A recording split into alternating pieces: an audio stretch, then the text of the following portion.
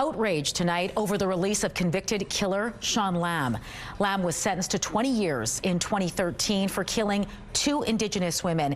And after serving 2/3 of that sentence, he's now been granted statutory release, a move that's prompting family members to call for changes to the law. To explain, CTV's Jeff Keele joins us now live. So, Jeff, what kind of changes do they want? Indigenous leaders and families of victims say relatives should be part of the release process and better notified when someone is being released because they all feel Lamb should not be out of prison. Family members of Caroline Sinclair, Lorna Blacksmith, and Tanya Nepenak say they were blindsided by a parole board decision to release convicted killer Sean Lamb. It's triggering. It just feels like it happened yesterday. And it's unbelievable that it turned out this way. The 66-year-old pleaded guilty to 2 counts of manslaughter for the 2012 killings of Sinclair and Blacksmith. Charges were stayed in relation to Nepenak, who has never been found. In 2013, Lamb was sentenced to 20 years. Court heard he beat Sinclair with an axe handle and weeks later strangled Blacksmith with a TV cord. But now he's been granted statutory release with conditions, which all federal inmates are eligible for under the law after serving 2/3 of their sentence.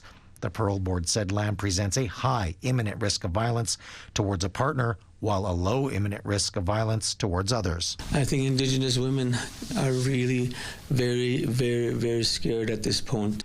Relatives and Indigenous leaders rallied in Winnipeg calling for change. Some want consecutive sentences mandated for multiple killings. Others want families of victims notified before someone is released. And they want to be part of the release process because they question how Lamb could be let out so soon. I don't think this man should be walking around free after only 13 years. The justice system is not providing any justice. They did not share any information. MKO Grand Chief Garrison Settee was chief of Pimicikamak Cree Nation, where Lorna Blacksmith is from, when she disappeared. I am outraged that this man is being released into society as if her life did not matter, but also the lives of the other victims. CTV News reached out to the Federal Justice Minister's office for comment. We are waiting for a response.